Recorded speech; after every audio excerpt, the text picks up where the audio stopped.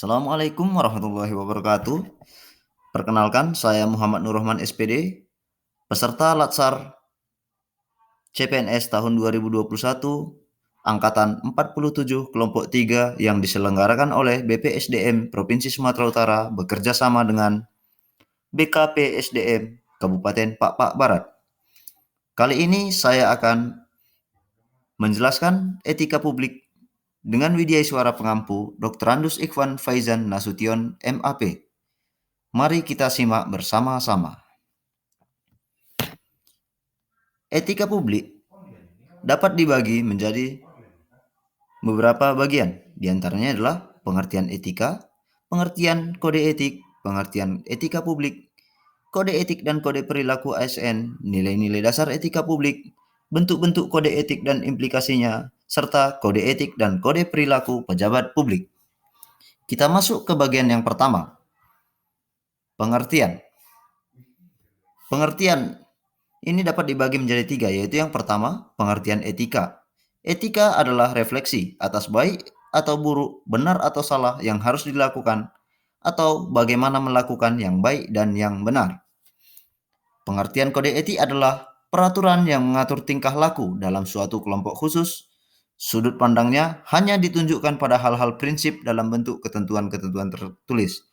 Sedangkan pengertian etika publik adalah refleksi tentang standar atau norma yang menentukan baik buruk, benar salah, perilaku, tindakan dan keputusan untuk mengarahkan kebijakan publik dalam rangka menjalankan tanggung jawab pelayanan publik.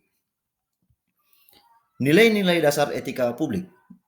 Nilai-nilai dasar etika publik terdiri dari beberapa hal. Yang diantaranya adalah yang pertama, memegang teguh ideologi Pancasila, setia dan mempertahankan Undang-Undang Dasar Negara Republik Indonesia tahun 1945 dan pemerintahan yang sah. Mengabdi pada negara dan rakyat Indonesia, menjalankan tugas secara profesional dan tidak berpihak, membuat keputusan berdasarkan prinsip keahlian, menciptakan lingkungan kerja yang non-diskriminatif, memelihara dan menjunjung tinggi standar dan etika luhur, mempertanggungjawabkan tindakan dan kinerjanya kepada publik, memiliki kemampuan dalam melaksanakan kebijakan dan program pemerintah, serta memberikan layanan kepada publik secara jujur, tanggap, cepat, tepat, akurat, berdaya guna dan berhasil guna, dan santun.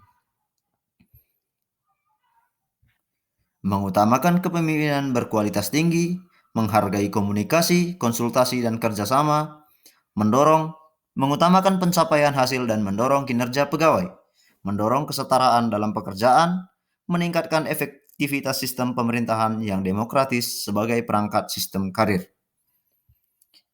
Setelah nilai-nilai dasar etika publik, kita akan masuk ke pembahasan kode etik dan kode perilaku ASN.